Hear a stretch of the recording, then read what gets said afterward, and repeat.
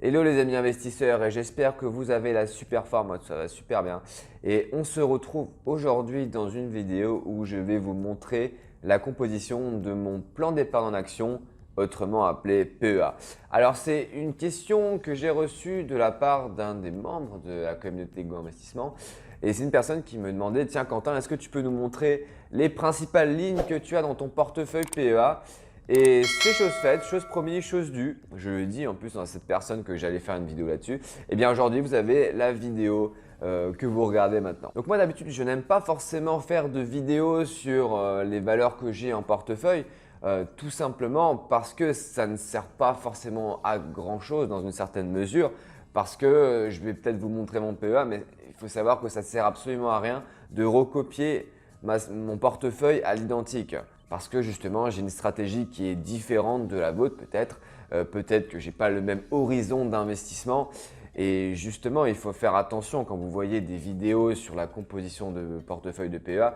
Il faut vraiment que vous preniez quelques idées pour ensuite l'appliquer à votre stratégie à long terme. C'est d'ailleurs ce que je vous apprends sur cette chaîne et aussi par le biais des formations. Ça fait maintenant 5 ans que j'ai investi en bourse.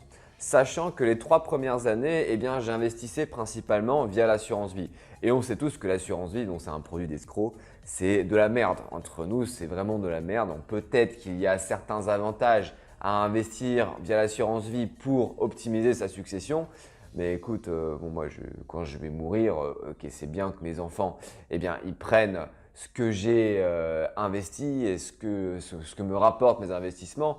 Mais j'y pense pas encore pour le moment. Je pense que au niveau de ma transmission, je m'y consacrerai peut-être vers mes 60, 65 ans. Mais pour le moment, on est là pour faire du fric. On est là ensemble pour faire du fric. On est là pour devenir libre financièrement grâce à la bourse, grâce au minimalisme financier également. Donc quand je me suis rendu compte que l'assurance vie finalement c'était pas si bien que ça, voire même naze, eh bien je me suis tourné vers l'investissement en actions sur le PEA et sur le compte titre. Et au début, effectivement, c'est compliqué quand tu n'as aucune base, quand tu ne comprends pas vraiment comment fonctionnent les marchés. Mais après 2 ans et demi, je suis assez fier de mes résultats tout de même, d'accord? Même si le coronavirus est passé par là et a fauché quelques pourcentages de plus-value par-ci par-là, eh bien, ma stratégie est suffisamment solide pour atteindre mes objectifs à long terme, à savoir devenir rentier. Donc avant de vous montrer la composition de mon portefeuille, eh bien, je suis super content qu'on soit de plus en plus sur cette chaîne YouTube, ok? Parce que l'investissement en bourse, pour moi, tout le monde devrait le faire. Tout le monde devrait avoir au moins 20 000, 30 000, voire 40 000 euros en bourse, que ce soit à 25, 30, 35 ans, 40 ans. On devrait avoir ce matelas de sécurité parce que justement, je trouve que c'est un vecteur d'investissement qui est juste incroyable. Et je ne vais pas faire en mode développement personnel, mais ça a vraiment changé ma vie. Ça a changé ma manière de voir les choses. Ça a changé vraiment l'organisation, enfin, les projets de ma vie en fait. C'est vraiment quelque chose qui te change parce que déjà tu comprends un peu plus le monde dans lequel tu vis, mais aussi parce que ça te laisse certains choix, ça te laisse une certaine liberté au niveau de tes choix personnels, professionnels. Donc encore avant de commencer, je suis désolé, mais encore avant de commencer à vous montrer mon PEA et ce que j'ai préparé là, sur le PowerPoint, eh bien écoutez, c'est marrant quand j'ai commencé en bourse, tout le monde me disait tiens c'est trop risqué, c'est n'importe quoi, il y aura un crash boursier, c'est n'importe quoi, tu vas tout perdre, ça sert à rien, tu peux que gagner en faisant des plus-values, il faut miser gros sur des petites entreprises qui vont exploser, il faut trouver le nouveau Facebook, il faut trouver le nouveau Google, je sais pas. Il y a aussi des gens qui disent ouais non mais tu sais, je peux pas investir en bourse, je suis pas riche. Ça ce sont des choses dont j'ai parlé dans certaines vidéos, mais moi ce que j'ai vraiment retenu de la bourse et de l'investissement en bourse, c'est que c'est réservé à tout le monde, même si tu gagnes 1400 euros, même si tu peux que épargner, entre guillemets, que épargner 100 euros, 200 euros, 300 euros, eh bien c'est possible de se constituer un gros capital et vraiment de se constituer des belles rentes en 5, 10, 15, 20 ans grâce à la bourse. Donc assez parlé et maintenant on va voir ensemble comment a évolué mon PEA et ça va vous permettre justement de peut-être vous inspirer, ça va vous donner peut-être des éléments pour votre stratégie à long terme. Allez, c'est parti!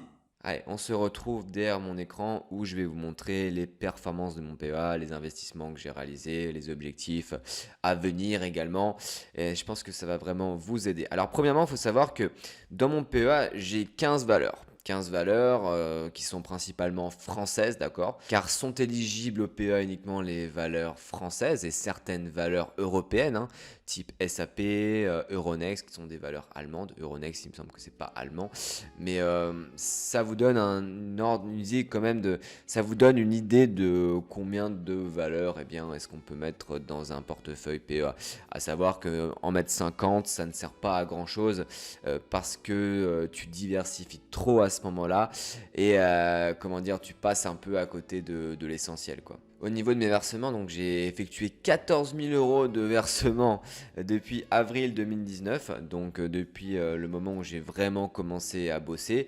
Et oui, 14 000 € de versements, c'est vraiment pas mal. Je ne sais pas exactement combien ça fait par mois, mais ce que je fais, c'est que je fais beaucoup d'heures supplémentaires pour atteindre ce niveau de versement et je négocie aussi mon salaire, je mets en place d'autres sources de revenus et surtout je vis vraiment en mode minimalisme.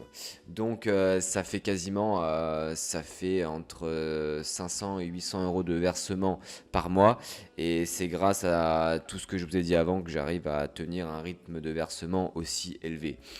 Alors, au niveau de la valorisation de mon portefeuille le 11 janvier 2021, on est à 17 800 €. Donc, j'ai pas eu de chance, hein. Hier, il était à 19 980, mais bon, il y a eu l'annonce du confinement à 18h, du couvre-feu à 18h qui a été publié sur Bourse Direct. Donc, les investisseurs ont comment dire, agi en conséquence, ce qui est débile d'ailleurs. Mais voilà, c'est que sur un an et demi, j'ai fait 18% de performance, donc je suis super content à ce niveau-là, donc ça fait environ plus 12% par an. C'est un bon rendement, c'est un super rendement et tu peux voir que finalement dans 5, 10, 15 ans, bah, je peux très bien avoir un portefeuille de centaines de milliers d'euros, voire si ce n'est 1 million d'euros. Enfin, au niveau de mes objectifs, c'est de me constituer un capital de plus de 100 000 € en 2024. Donc, c'est un peu l'hypothèse basse, mais je pense que c'est largement atteignable, surtout que je vais commencer à gagner encore plus au niveau de mon salaire. J'ai un projet en ce moment, c'est de gagner plus, partir un peu à l'étranger. Et ouais, 100 000 € de capital en 2024, avec le rendement et avec mon rythme de versement, c'est largement atteignable. Et ouais, mes étudiants, ils y arrivent aussi sans problème. Donc nous sommes maintenant sur mon compte PEA de mon courtier Bourse Direct, hein, qui est bien pour le PEA. On en peut aussi aller sur Boursorama, c'est très bien également. Et si vous ne comprenez pas grand chose pour le moment, eh bien oui, il y a plein de chiffres, hein, il y a plein de lettres, il y a énormément de choses. Mais c'est normal, hein, si vous ne comprenez pas, c'est parce que justement, vous n'avez pas encore les indications pour comprendre. Et ça, on va le faire tout de suite. Donc je vais vous dire pourquoi j'ai acheté cette action. Je vais aussi vous faire un petit retour, hein, sur la performance de la société, au niveau de sa plus-value, au niveau de ses dividendes. Et je pense que ça va vous aider, vous allez comprendre un certain nombre de choses après. Donc déjà, la première société que vous pouvez voir dans le portefeuille, c'est ADP, Aéroport de Paris. Donc c'est l'aéroport de Paris tout simplement. Donc j'ai acheté cette action en 2019 justement parce que le trafic aérien n'arrête pas d'augmenter. Donc j'avais vu en fait un article des Échos qui disait que le trafic aérien augmentait de 20 à 30% par an, ce qui est vrai. Il n'y a pas plus tard qu'un an, j'étais à plus 30% sur cette action. Mais bon, le Covid est passé par là et aujourd'hui je suis à moins 36%. Donc je l'ai acheté principalement pour faire de grosses plus-values à long terme. Maintenant, moins 36%, on est patient. Moi, je pense que ça va remonter parce que ADP, justement, ils ont un certain avantage concurrentiel sur les autres aéroports. Donc, voilà, c'est le bout d'un investisseur aussi, c'est d'être patient. Et quand tout va bien, ne pas essayer de vendre. Deuxième, Air Liquide. Voilà, que j'ai acheté il y a 1 an et demi. Donc plutôt satisfait des performances de cette valeur que j'ai acheté pour me constituer un capital. Et ces choses, comment dire, on est dans les clous parce que l'action génère 24% de performance sur 1 an et demi. Ce qui est pas mal du tout, hein, ça vient un peu drainer la performance globale de mon portefeuille. Après, on a Dassault Systèmes, donc la bonne famille Dassault, ils sont blindés, hein, mais faut investir sur des gens blindés dans la vie, les amis, hein. Et voilà, Dassault Systèmes que j'ai également acheté pour faire des plus-values. On a une performance boursière de 16% en 1 an. Il faut savoir que la société, je l'ai achetée l'année dernière. D'accord. Donc plutôt content, plutôt satisfait de la performance de cet investissement. Ensuite, Essilor, Luxitoca, hein. Bon, je passe pas non plus en mode analyse détaillée, hein, sinon je pense que ça nous prendrait 100 heures et je pense que vous avez plein de choses à faire dans votre vie. Donc on a Essilor maintenant. Donc spécialisé dans les verres de vue, d'accord. Ils ont également d'autres activités. Gros avantage concurrentiel. J'ai acheté des actions Essilor pendant la crise du coronavirus à 129, non pas 120 euros de prix de revient unitaire, donc ce qui est un bon prix. Et en 5 mois, eh bien, une performance de 7%. Sachant que l'action, elle verse un bon petit dividende croissant. Donc c'est plutôt sympathique à ce niveau-là. Ensuite, on a Euronext que j'ai aussi acheté pour faire de grosses plus-values. Que j'ai acheté 68, aujourd'hui elle vaut 90. J'ai acheté il y a 1 an et demi, donc une plus-value de 31%. Là, c'est une des plus grosses performances de mon PEA sur 1 an et demi, 2 ans. Donc c'est plutôt sympathique. Ensuite, LVMH Louis Vuitton que j'ai acheté il y a 2 ans. Donc c'est la valeur la plus ancienne de mon portefeuille. Et aujourd'hui, donc elle fait du 37%. Sur 2 ans, donc c'est une super performance.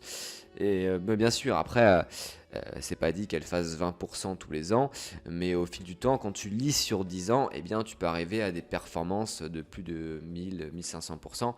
Et quand j'ai travaillé dans le secteur financier, dans la gestion privée d'actifs, eh bien, je voyais des clients qui faisaient des plus-values de martiens sur leurs actions. Je voyais des fois des plus-values de 1500%, de 2000% sur des actions du style LVMH, Air Liquide, etc. Au niveau aussi, j'ai un ETF qui est indexé sur le Nasdaq, d'accord, donc qui fait 19% sur 6 mois, c'est énorme. Après, avant d'acheter des ETF, informez-vous quand même avant parce que il faut être capable de l'intégrer à la bonne stratégie et de pas faire n'importe quoi surtout.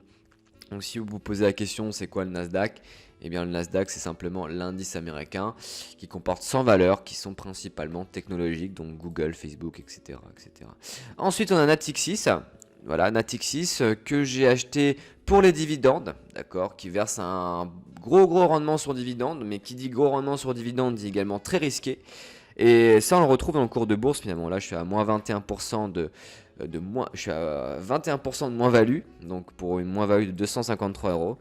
Mais en investissement, comme tu achètes des actions à dividende, tu ne regardes pas le cours, d'accord? Tu vises le dividende, donc le cours de bourse, on s'en bat les couilles. Pour L'Oréal, eh bien là c'est une autre histoire, L'Oréal qui verse un dividende très faible, donc on va pas le prendre en compte. L'Oréal, je suis plus sur de la constitution de capital sur cette valeur, donc j'ai une performance de 0,26%. C'est parce que je l'ai acheté il y a quelques jours, donc le temps que la machine se mette en route, c'est normal qu'on soit à 0,26%. Et c'est l'action que je vais garder à très long terme et je compte même renforcer à ce niveau-là sur du L'Oréal. Pernod Ricard, dans le même objectif de constitution de capital. C'est une action qui stagne, d'accord, une action qui stagne que j'ai acheté il y a 1 an et demi. On était monté à un moment en 170 avant le coronavirus. Bon là on est à 157, donc ça me fait une moins-value de moins 3%, qui est déjà remboursé par les dividendes que j'ai perçus. Mais intéressant parce que quand tu choisis des valeurs pour te constituer un capital, il faut partir déjà du principe que tu ne peux pas avoir juste tout le temps. Il y a forcément des années où il y a des valeurs qui vont faire du surplace. Il y a des années où toutes tes valeurs elles vont faire 40%, d'autres elles vont faire, d'autres années ça va faire 5, 10. Mais à long terme, tu es toujours gagnant, cher ami. On a aussi la société Publicis que j'ai acheté pour le dividende, qui a un dividende croissant. Et à ce prix-là, dans 10 ans, j'aurai un rendement de dividende de 10%. Donc c'est plutôt sympathique. On a un bon versement de dividendes, même s'il a été diminué en raison du Covid. Et sinon, au niveau de la valeur, eh bien, je fais moins 10 euros sur cette valeur, ce qui n'est rien. Et comme je ne regarde pas la plus ou moins value, ça ne m'impacte pas. Ensuite, on a bientôt terminé. Ensuite, on est sur Sartorius. Donc ça, c'est un peu mon joker du PEA. C'est que c'est une valeur qui est très spéculative, d'accord, mais qui à long terme explose. C'est une valeur qui prend 40 à 50% par an, mais ce qui n'est pas normal si vous avez regardé mes autres analyses sur Tesla, sur les autres sociétés qui explosent à la hausse comme Amazon également, eh bien vous savez très bien que ce genre de valeur on ne les met pas dans le portefeuille. Mais j'ai pris un petit risque j'ai mis 3% de mon capital, donc 3% maintenant avec la valorisation, pardon. Mais j'ai mis quelques billes dessus, donc ça représente pas énormément. Et j'ai une performance d'environ 30% sur 6 mois, donc c'est plutôt sympathique. Donc j'espère que dans 5-10 ans, eh bien, ça aura fait 500%. Mais comme dit, je compte pas non plus que sur celle-là pour générer de grosses plus-values. Ensuite, on a Société Générale que vous connaissez peut-être tous, donc c'est une banque. Et là, j'ai une moins-value de 330 euros, mais parce que comme Natixis, je l'achète pour le dividende. Donc pour le dividende, tu ne regardes pas la plus ou moins-value. C'est également ce que fait Warren Buffett hein, quand il achète Coca-Cola, c'est pour le dividende, c'est pas pour se constituer un capital, je pense qu'il en a assez. Mais voilà, Société Générale, eh bien moins 30%, et ça, en bourse, tout a un lien. C'est que comme Société Générale, eh bien c'est une valeur bancaire, c'est une valeur qui est plus risquée, et donc c'est une valeur qui t'offre un rendement plus élevé, de 10%. Mais comme c'est plus élevé, hein, il y a toujours, comment dire, il y a toujours un peu le revers de la médaille, tu vois, c'est que vu que tu as 10% de rendement, eh bien le dividende n'est pas aussi périn qu'un Publicis par exemple, tu vois. Donc cette année, en raison du Covid, comme Natixis, eh bien les dividendes ils ont été coupés. Donc c'est le risque d'investir sur ce genre de valeur, mais il faut le prendre en compte. Et c'est comme ça finalement que tu arrives à faire des bonnes stratégies boursières. Ensuite Total, hein, que vous connaissez également. Moins 11% dessus, d'accord. Même si j'ai réussi à bien diminuer mon prix de revient unitaire qui était avant 45, là il est à 41 parce que j'ai bien investi pendant la crise du coronavirus, d'accord. Qu'est-ce que je voulais dire encore, c'est que sur Total, et pareil que sur Société Générale, j'ai investi dessus pour le dividende, d'accord, pas pour faire des plus-values. Et je pense qu'il faut vraiment être conscient de ça quand on investit en bourse. Et la dernière, c'est Vinci. Et Vinci, elle est un peu particulière parce que tu peux à la fois investir sur le dividende, qui est à 3% de rendement, et tu peux aussi investir sur le cours de bourse, qui est croissant depuis quasiment 15 ans, 15-20 ans, avec des petites périodes des fois de récession. Mais on est assez aussi à long terme. Je l'ai acheté pendant la crise à 77 euros, donc c'est une belle affaire que j'ai réussi à faire. Donc, super jeu de mots, Quentin, bravo. Et je fais en ce moment une performance de 7%, 8% dessus. Donc c'est pas énorme parce que ça représente 86 euros. Mais à long terme, encore une fois, les amis, je fais cette vidéo dans 5-10 ans. Et bien vous voyez que ça sera explosé. Et je serai, comment dire, probablement à un capital de plusieurs centaines de milliers d'euros. Donc là, effectivement, j'ai 17 000 euros placés donc, en bourse via le PEA. Je ne vous ai pas encore parlé de mon compte titre ordinaire où là j'ai quasiment 40 000 euros dessus. C'est ce qui me permet de générer autant de dividendes. Même si j'ai, comment dire, vous pouvez voir que sur mon PEA, j'ai principalement des valeurs pour me constituer un capital. Je perçois un peu moins de dividendes en ce moment, mais comme je ne suis pas pressé, ce n'est pas un problème. Donc vous demandez en fait, mais ouais, c'est assez long quand même. En 2 ans, tu as mis 17 000 euros de côté, sachant qu'en bourse, il faut un capital d'environ 150 000 euros pour commencer à générer l'équivalent d'un SMIC. Là, vous dites, mais comment on accélère ces résultats? Eh bien, tu l'accélères grâce au minimalisme financier, tu vois, en diminuant tes dépenses et en versant beaucoup plus sur ton PEA. Et tu peux voir que c'est ce que j'ai fait finalement. J'ai épargné et investi 14 000 euros sur 2 ans, donc c'est énorme. Tu vois que dans 7-8 ans, eh bien, j'aurais atteint mes objectifs financiers, si ce n'est avant. Donc tu vois vraiment que le minimalisme financier, c'est pas uniquement pour faire beau, c'est pas uniquement pour faire le bobo avec un potager à l'extérieur et manger des salades toute la journée. Ça a vraiment un avantage au niveau de l'investissement et au niveau des futurs résultats que toi tu vas avoir en tant qu'investisseur. Donc réduis tes dépenses au maximum. Fais en sorte de toujours avoir 400, 500 euros de côté à la fin du mois. 500 euros que tu peux investir ou que tu peux épargner, mais vraiment fais attention à tes dépenses. Fais attention à bien optimiser le tout et surtout consomme intelligent. Ne consomme pas des trucs dont tu n'as pas besoin. Ensuite, gagner plus, hein, tu peux faire en sorte de gagner plus également. Combiné avec le minimalisme financier, c'est juste une bombe. Parce que si, imaginons, tu réussis à épargner 400 euros par mois, et que tu arrives à gagner plus, eh bien c'est pas 400 € que tu vas épargner et investir, mais c'est peut-être 600, 700, 800. Et ça, sur 5-10 ans, ça fait une grosse différence. Donc, ce que tu vas faire, c'est que tu vas directement appeler ton patron, tu vas lui demander une augmentation. Tu dis, ouais, c'est Quentin de Go Investissement m'a dit que je devais avoir une augmentation pour avoir de meilleurs rendements en bourse.